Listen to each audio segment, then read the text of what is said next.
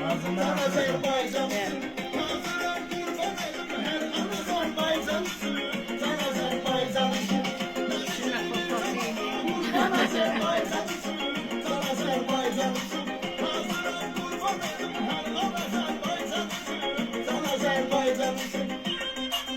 Hər birinizin dinləndə buradadır. Mən buradan bir şey dedim.